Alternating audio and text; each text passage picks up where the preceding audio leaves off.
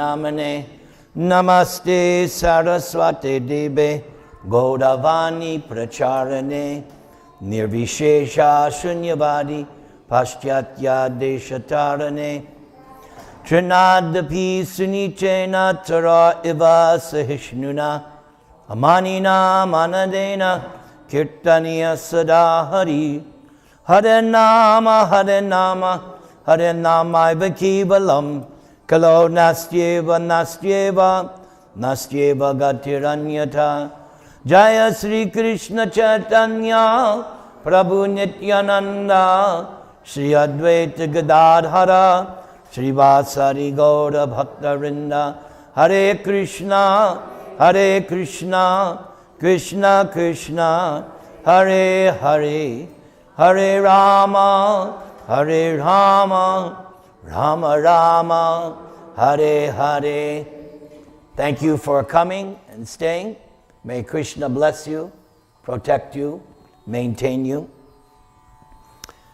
Today I am inspired to speak to you about the invocation and opening statements in a book known as Nectar of Devotion. The founder Acharya of this movement, my spiritual master, His Divine Grace A.C. Bhaktivedanta Swami Prabhupada, writes that there are 4 main books which everyone should study very carefully. These 4 books are sufficient for understanding the philosophy and for preaching. Those 4 books begins with Bhagavad Gita, progresses on to the Srimad Bhagavatam, from there the teachings of Lord Chaitanya, and the Nectar of Devotion. So I'd like to talk a little bit on the introductory statements of the Nectar of Devotion. And Prabhupada quotes this verse from one of the Vaishnava prayers. So this we'll do first and we'll talk about it.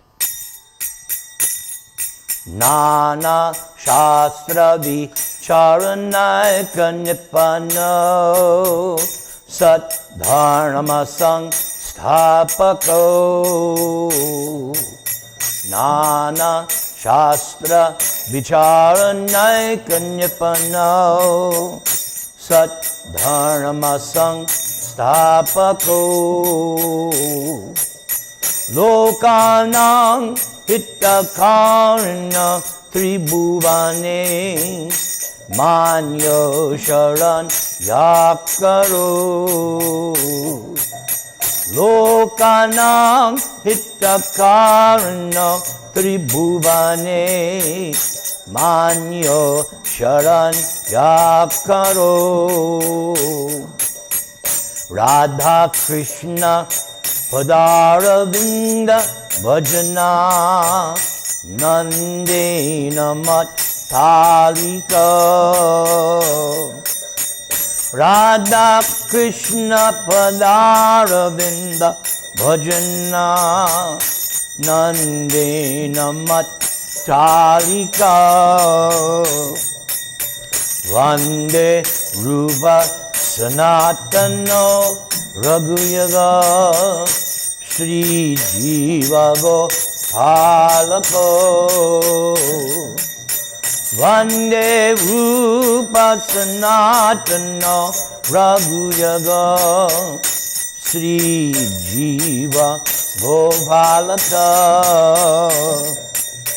Vande Rupa Sanatana Raghuyago Shri Jiva Gopalako.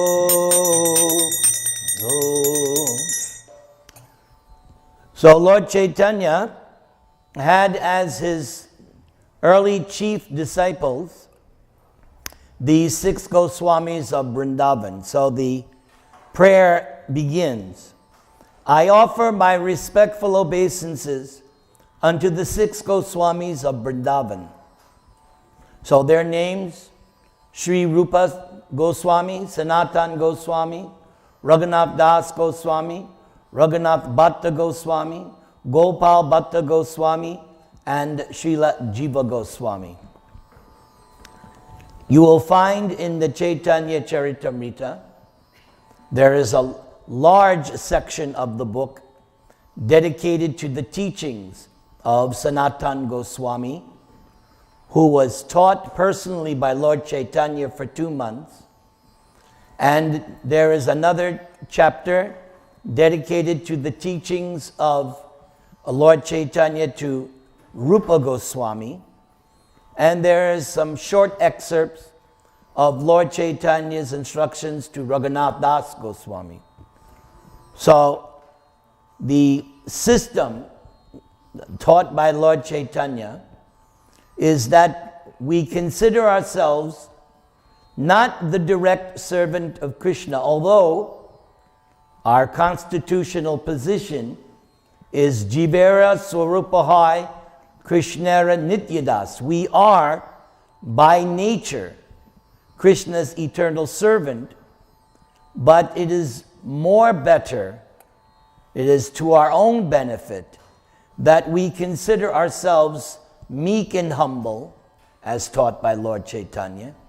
And it is better to consider ourselves the servant of the servant of the servant of the 100 times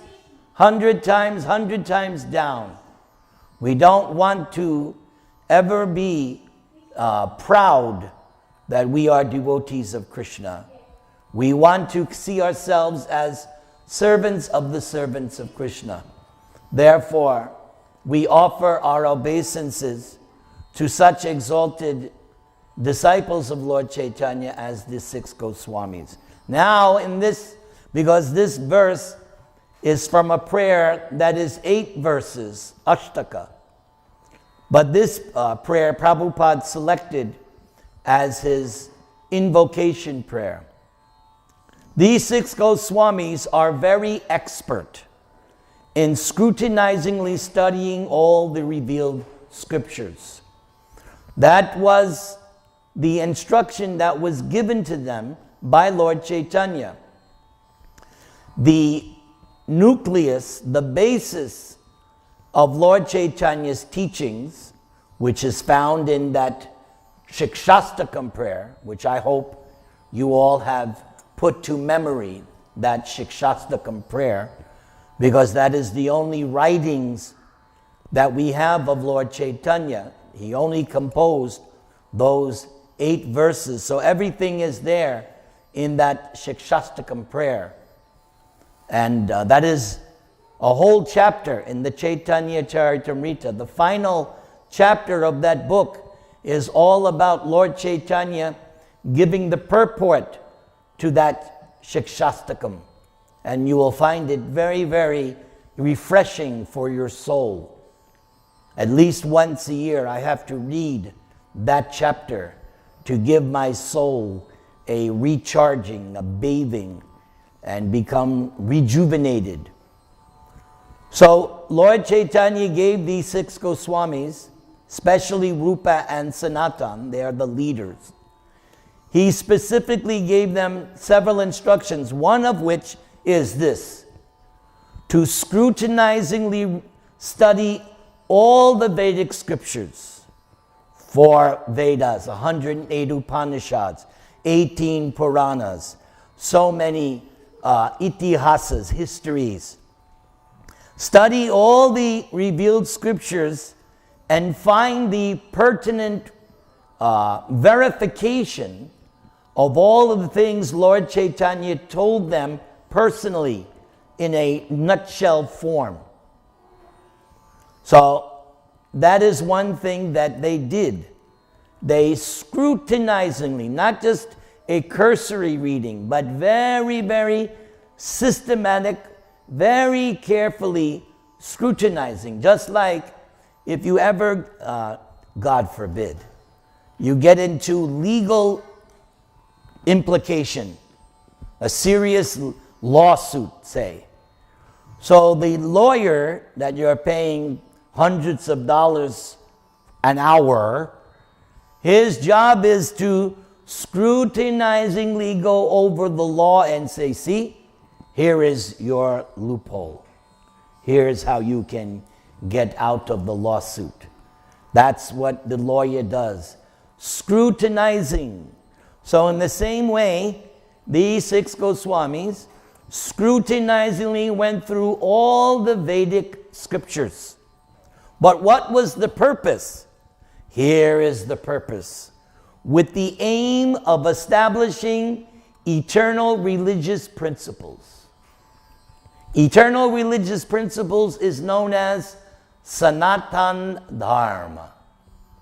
Religious principles that were true in the past, that are true now, and true for the future. Eternal. Things that are always there. Those kinds of religious principles. Eternal religious principles. Then what else? For the benefit of all human beings. Yes, these religious principles are for our benefit. There's this phrase, Prabhupada is translating the Bhagavad Gita, 2nd chapter. There's this verse. The religious principles of freedom. People think freedom means no rules, no laws. We can do whatever. That's not freedom. There are principles by which you can become free. Those are the religious principles by which you become free from the influence of the modes of nature. So these Sanatan Dharma is not just for Indians. It's for all human beings. That's why it's stated here. For the benefit of all human beings. That's Sanatan Dharma. It's for all human beings. What's the purpose? The purpose is to become free from sinful life. To become free from the influence of the modes of nature, and not only to become liberated, because Lord Chaitanya's philosophy is beyond liberation. In the Vedas, you have these 4 things: dharma, artha, kam, moksha.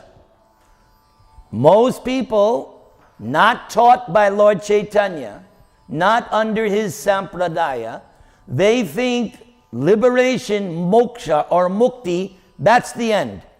I have become liberated, now I've done what I'm supposed to do. Lord Chaitanya says, no.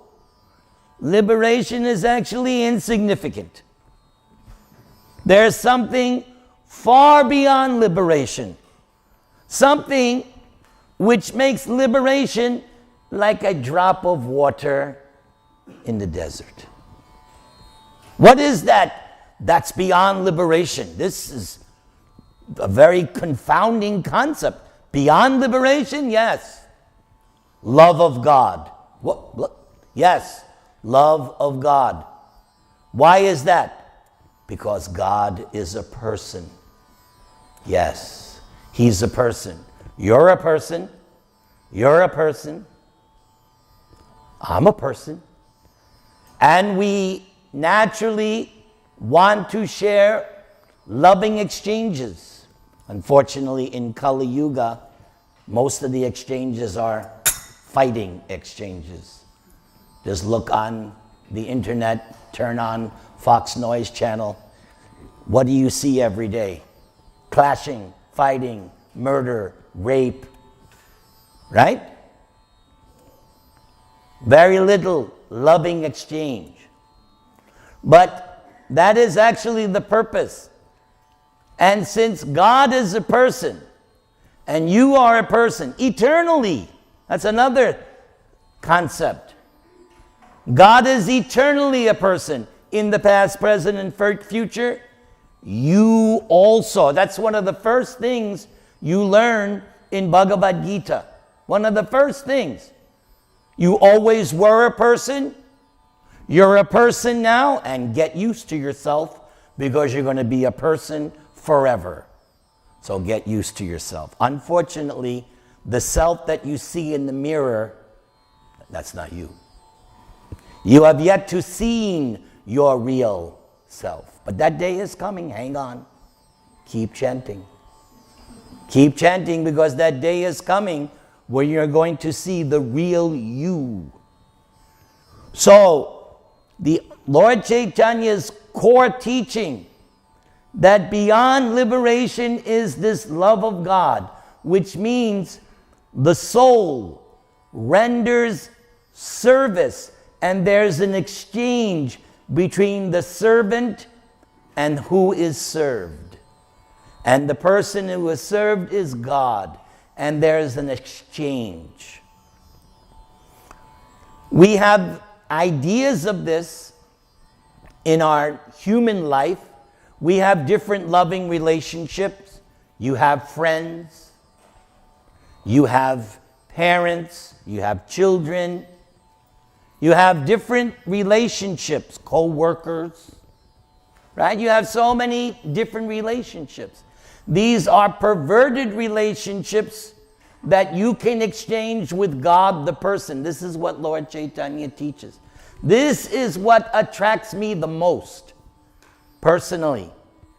What attracts me the most about this Krishna consciousness is Lord Chaitanya's teaching that I and you have an eternal, loving relationship with Krishna.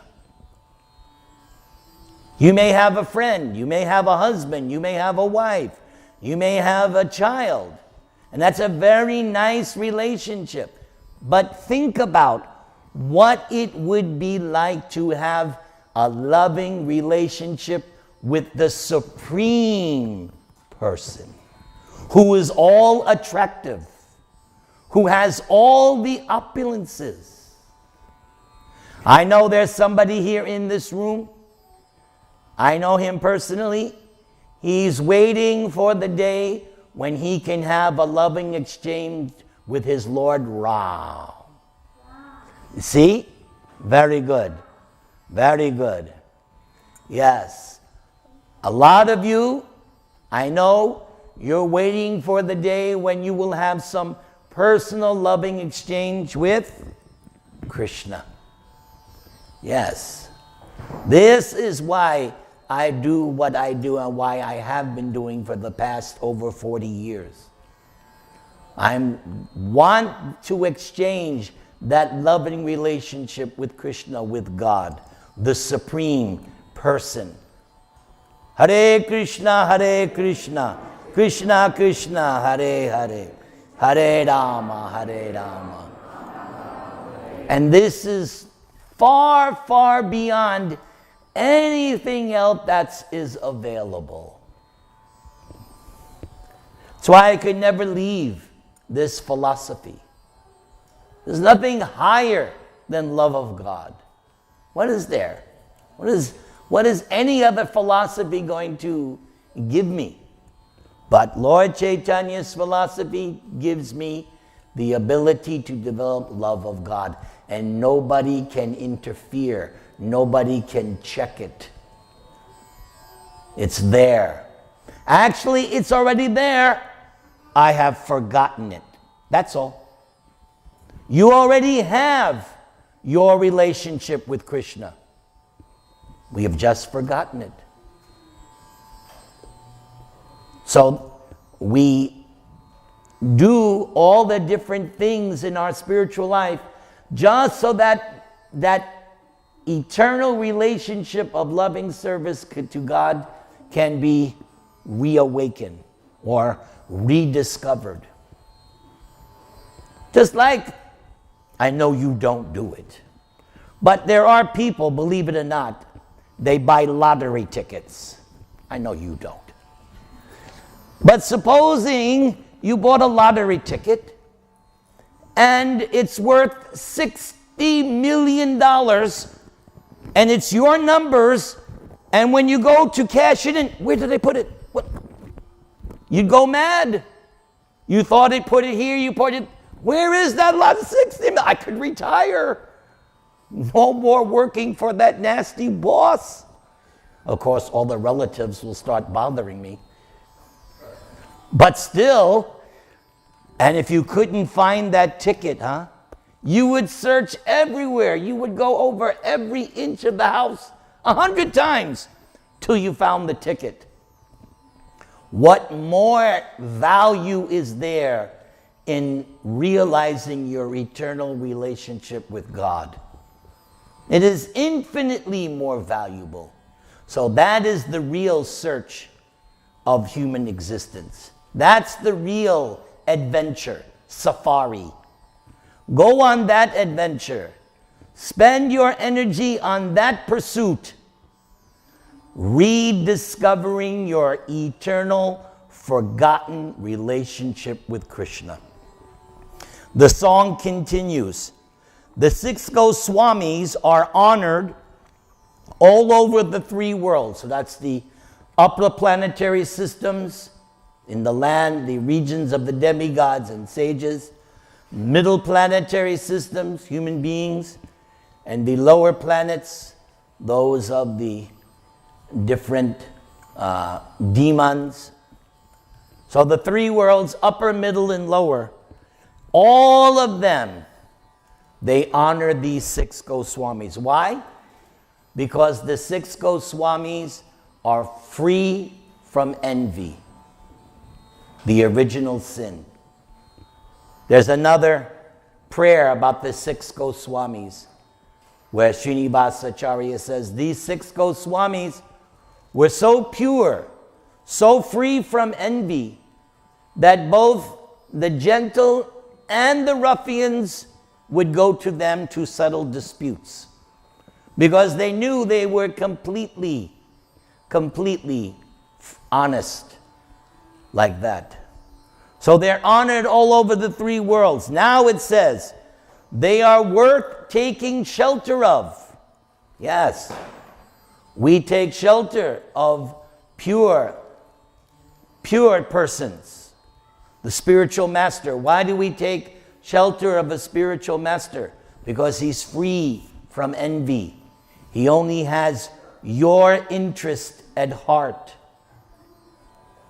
When we surrendered to Prabhupada, we surrendered to Prabhupada because we knew, beyond a shadow of a doubt, we knew this person will not cheat me.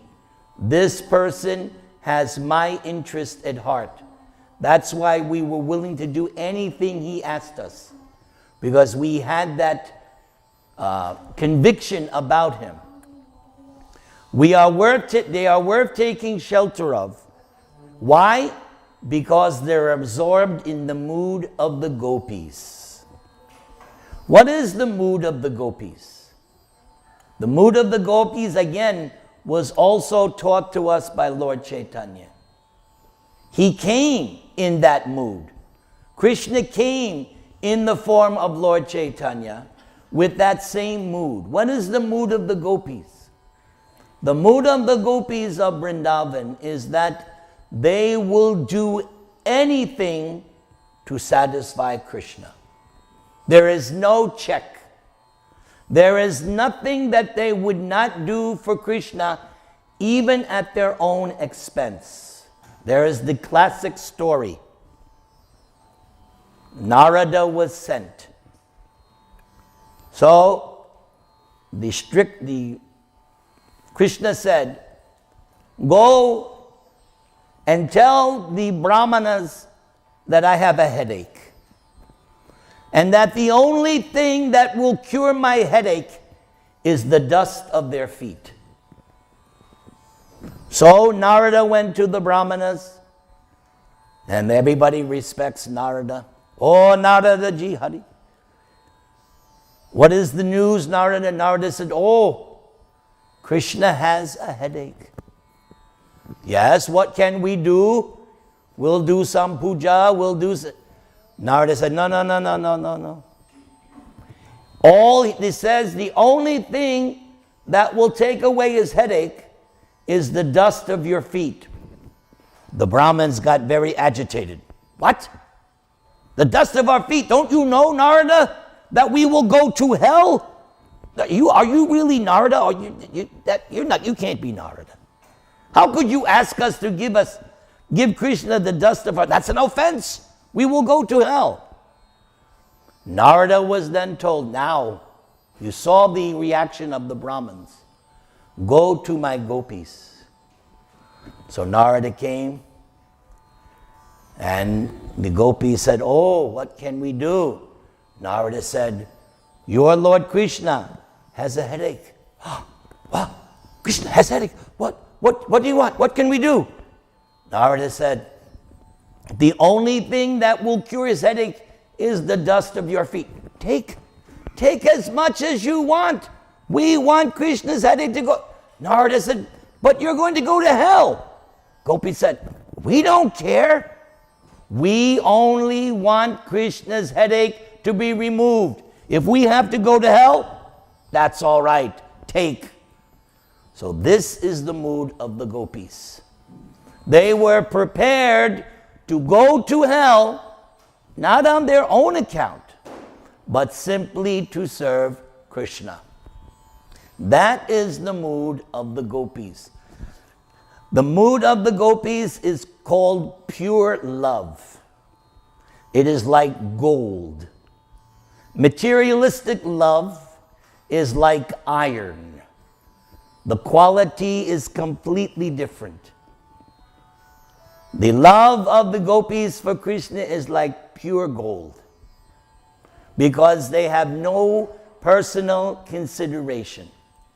Their only thought, how can we satisfy Krishna? So the mood of the 6 Goswamis was the same way. How can we serve Krishna? Another aspect to the mood of the gopis, another aspect, is that they do not have a selfish desire to be with Krishna. They would much rather Krishna is with Srimati Radharani. Not that they're scheming, how can I be with Krishna? No. They are thinking, how can we arrange that Krishna is with Radharani? So again, completely selfless. They have no personal agenda. It is simply for others. So an aspect of the same concept, that the gopis do not want to personally enjoy Krishna themselves. Another aspect, in the same way, is a devotee here on earth who is not so much concerned with my own spiritual advancement, but how can I help others? That is the same mood of the gopis. The yogi is concerned only with their own yogic progress. But a devotee's mood is, I am in Krishna consciousness. As Prahlad prays, I can just hear and chant, I'm happy. But I am in anxiety because I see so many other people without Krishna. And therefore, I want to bring as many people to Krishna as I can. That's also the mood of the gopis. That is why Prabhupada showed us, taught us, and asked us, go out and preach. The mood is, how can I give Krishna to others?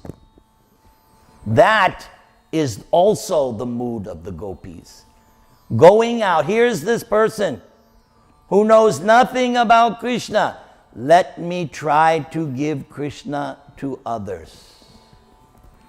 Prabhupada has given us so many ways to give Krishna to others. Here is my god brother Brigupati Das. For the past over 40 years, he has gone out every day and given people, strangers, books about Krishna. What has been your experience doing that? Very nice. Do you recommend others to do that?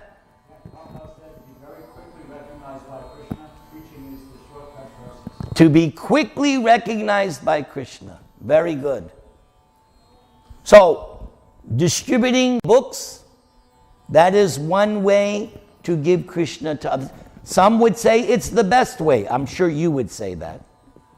But, say you work in an office, you want to give Krishna to others in a very covert way. Make something nice. Offer it to Krishna. Leave it at your desk. Make it very, what is that? And the bosses come by, the lawyers come by, the vice presidents. What is that? Oh, try it. Try it. Oh, it is so good. What is this? It is called prasad. Oh, that's another wonderful way to give Krishna to others. Make nice prasad. Or, you can't cook, that's all right. Whoever you see, Haribol, Hare Krishna. Just by saying that, right?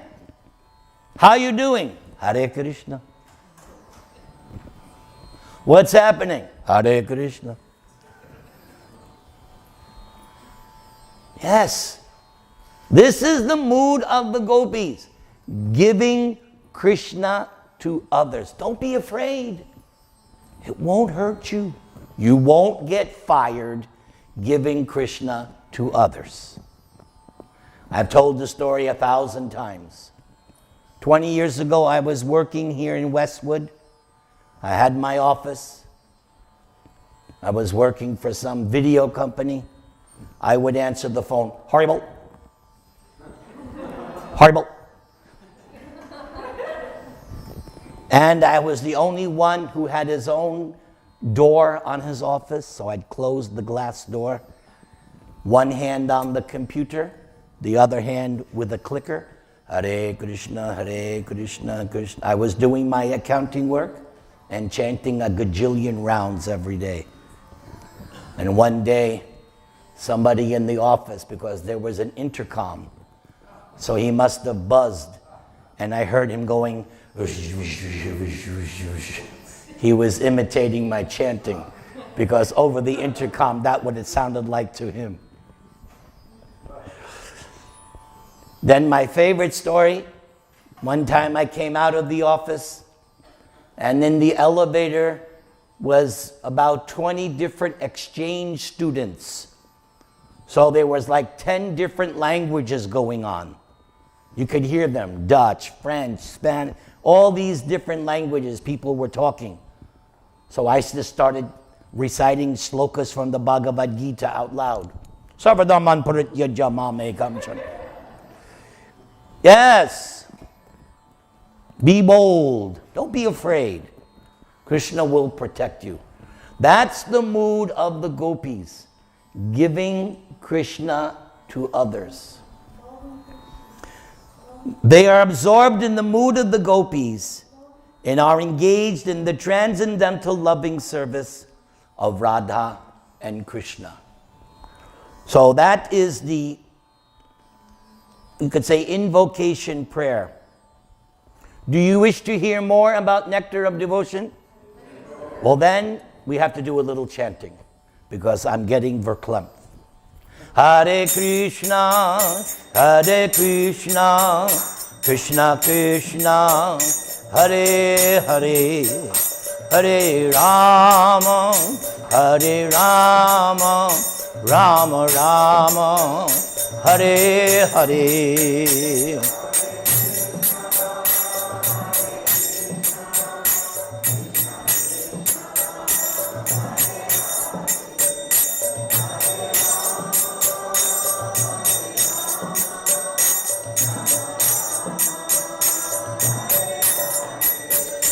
Hare Krishna, Hare Krishna, Krishna Krishna, Hare Hare, Hare Rama, Hare Rama, Rama Rama, Hare Hare.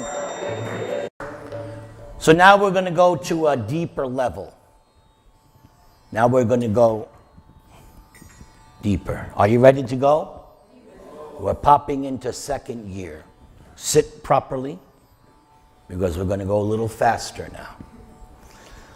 So the Nectar of Devotion and the teachings of Lord Chaitanya is all what is called pure devotional service. There is regular devotional service, and there is pure devotional service. Regular devotional service means service to God, but there is some material consideration. There is some material benefit the devotee is trying to get. In the Bhagavad Gita, Krishna says that 4 kinds of people approach him for service: those in distress, those looking for wealth, those inquisitive, and those who really want the knowledge of the Absolute.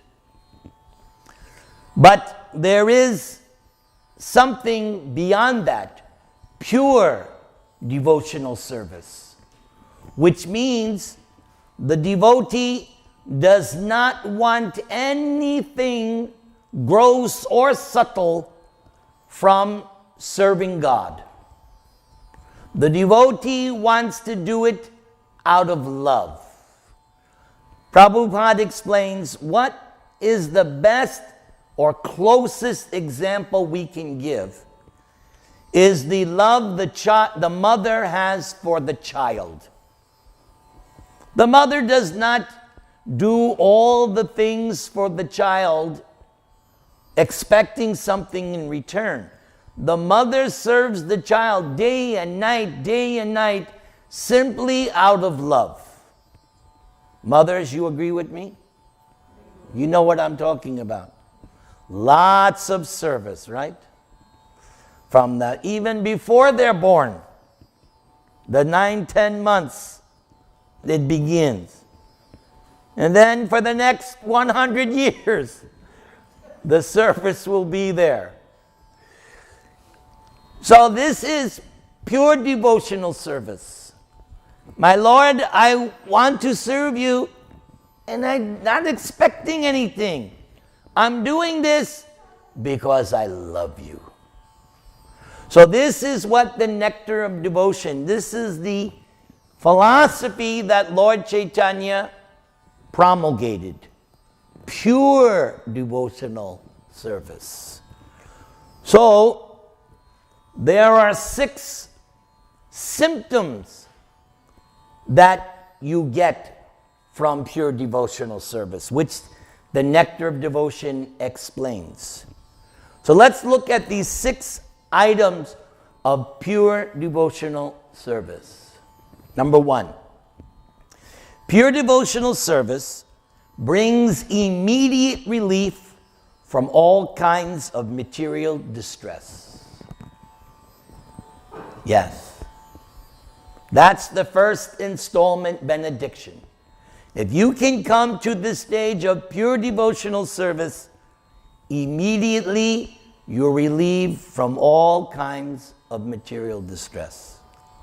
Number 2, pure devotional service is the beginning of all auspiciousness. Everybody wants auspiciousness. Everybody wants good things to happen in their life.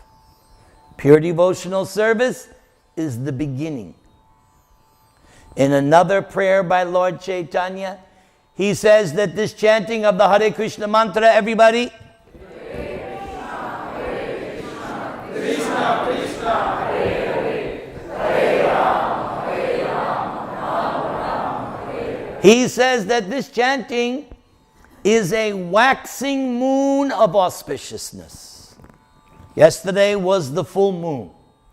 For 15 days, the moon was getting brighter, brighter, brighter, brighter. Yesterday, full moon. Now, beginning from tonight, it starts to decrease, the waning moon. So Lord Chaitanya says this chanting of the Hare Krishna mantra is a waxing moon of auspiciousness.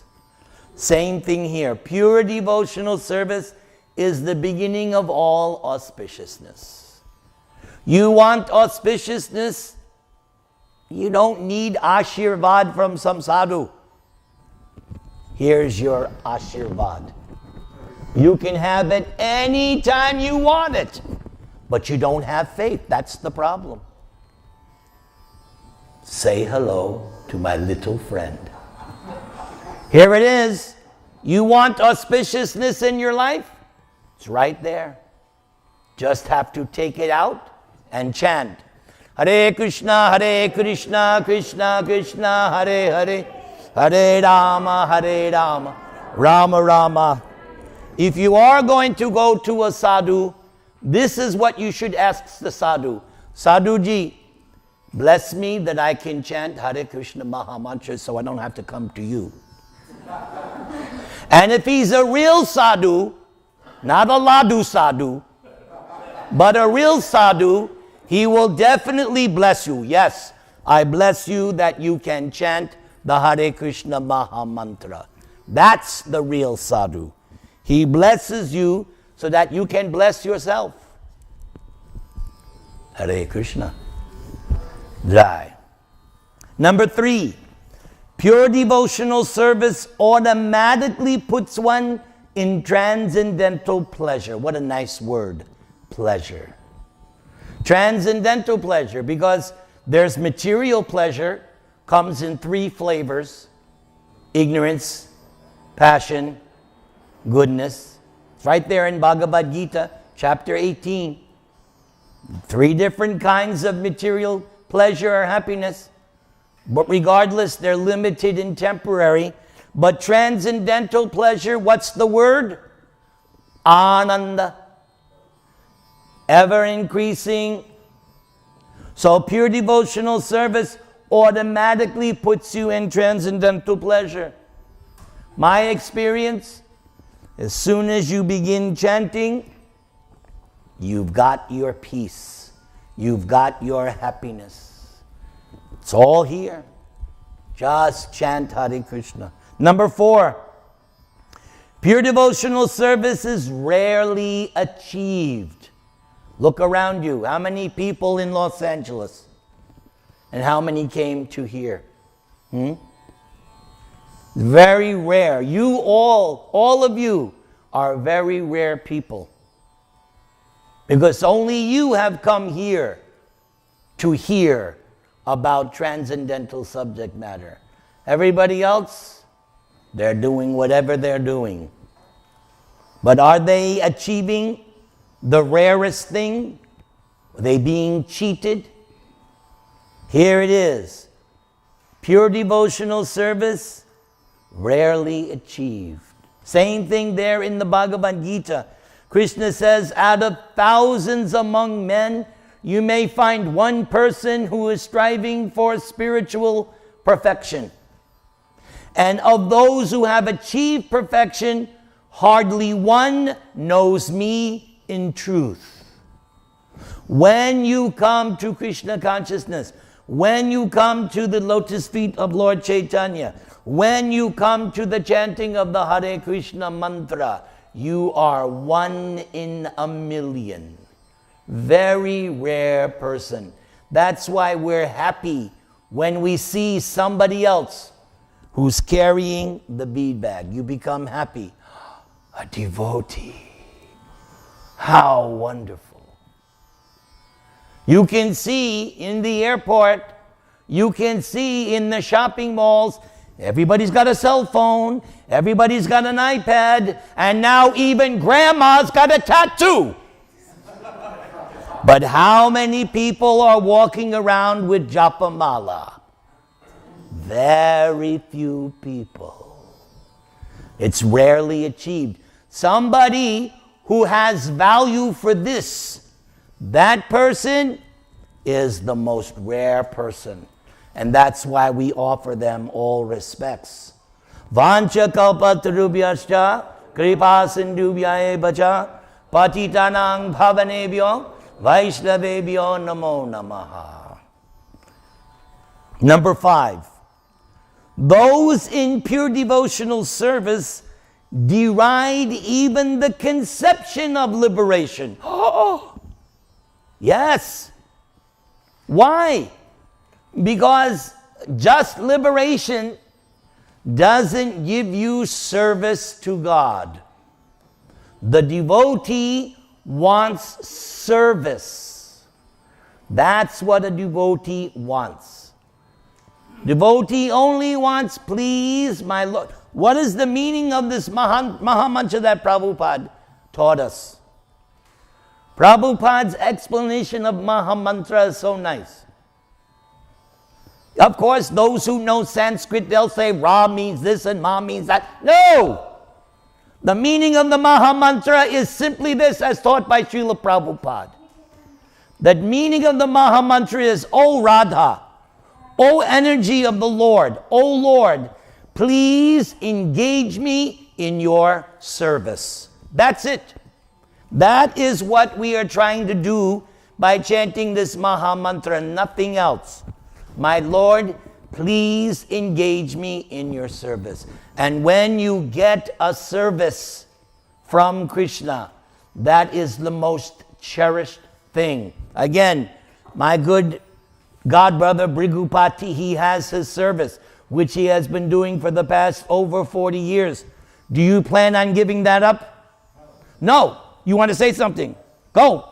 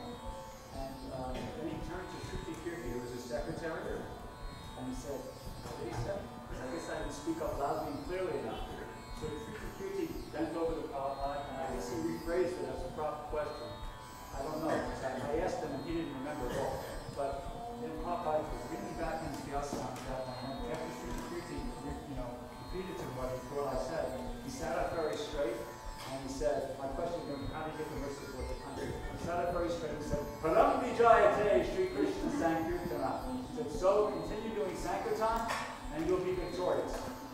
So in answer to Nectar's question, do I plan on doing anything else? Of course not. Because Prabhupada said to me, continue doing Sankirtan and you'll be victorious. Which I assumed by that he meant, getting free from the cycle of birth and death and going back home back to heaven. And developing love of God. So the devotee, yes, very good. Thank you for sharing. So the devotee prays, my Radha, my dear Krishna, please give me some service. I don't care what that service is, but any kind of service you please, I am begging you. Then number 6, pure devotional service is the only means to attract Krishna.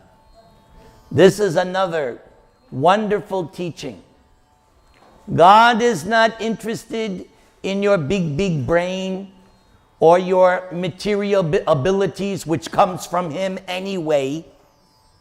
God is not interested in your fancy house or your 6 cars. God is not interested in your bank account, because whatever your bank account is, He can create 1 trillion more bank accounts. Nothing can impress Him other than your love. That is the only thing that interests God, is your pure, loving feeling for Him. That's it. Just try to develop love of God.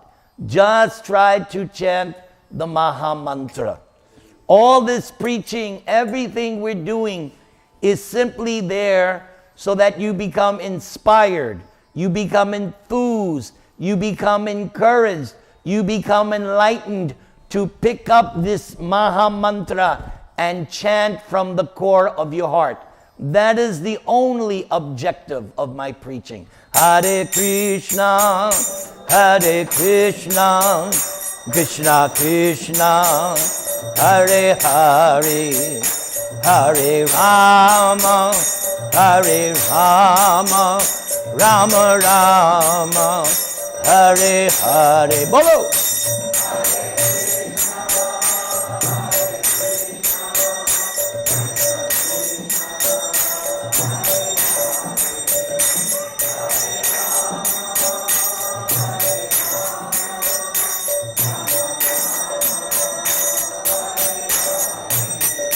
Hare Krishna, Hare Krishna, Krishna Krishna, Hare Hare, Hare Rama, Hare Rama, Rama Rama, Hare Hare.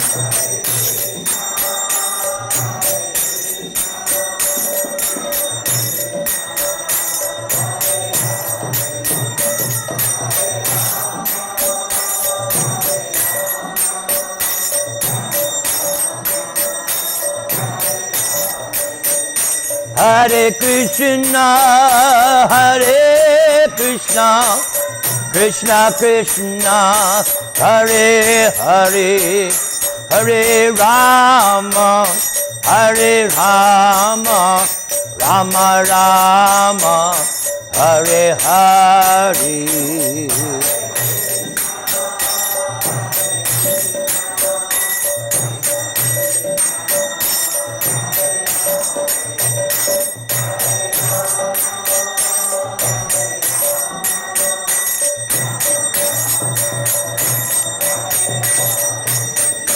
Hare Krishna, Hare Krishna, Krishna Krishna, Hare Hare, Hare Rama, Hare Rama, Rama Rama, Hare Hare.